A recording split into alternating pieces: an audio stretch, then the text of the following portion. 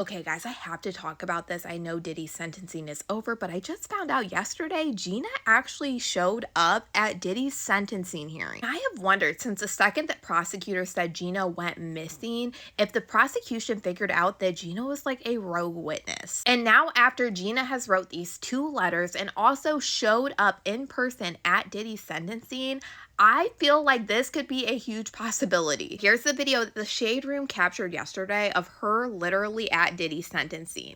And it's just like, what are you doing, girl? What are you doing?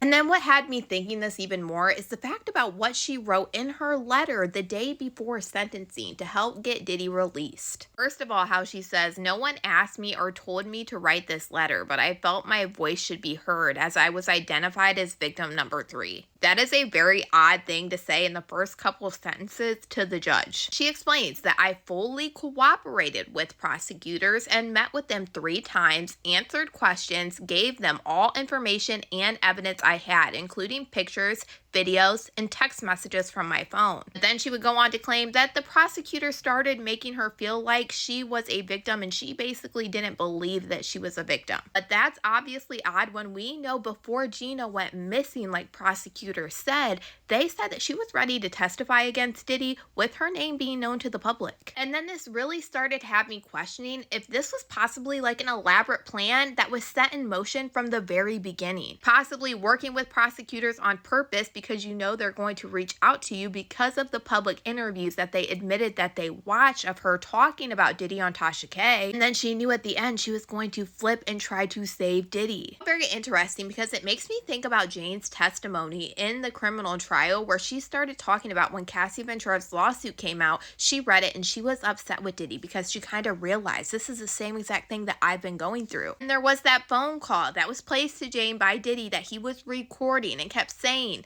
"You get what I'm saying? You get what I'm saying?" He was talking really weird, basically telling Jane that it was mutual. And then Jane even testified that Diddy would end up buying her a lawyer, and there for a while she didn't even work with prosecutors. Around the same exact time that this stuff was happening with Jane, Diddy randomly follows Gina on Instagram after Gina had him blocked after the fallout with Young Miami. And I talked about this already, but this was reported by multiple sites. And the feds confirmed they started this investigation into Diddy in December, the same time he started following Gina. And even Tasha K came back out, throwing shots at Gina after she submitted that very first letter. And Tasha K was claiming that Gina Huynh is the one that tipped Diddy off that he was being investigated by the feds. Tasha K also alleged in a video that Gina around this time was begging Tasha K for another interview, but saying Tasha K had to pay her for it. She said it was all really odd because she doesn't pay for interviews. And she said, "Gina, if you want to do an interview, you can do one for free." And Gina kept persisting that she needed money for this interview. Tasha K would go on to allege that she now felt like this was because she was going to use that to try to discredit what she said on the Tasha K podcast before. Basically like saying, "I got money for this interview, so I can't be trusted because I fabricated my allegations for money." Tasha K said she never went through with that interview, and she honestly just felt really, really weird about everything that was happening. She said that Gina Huynh also admitted to her that she was in Miami, and this is when it kind of clicked for Tasha K. She said, "If you're in Miami,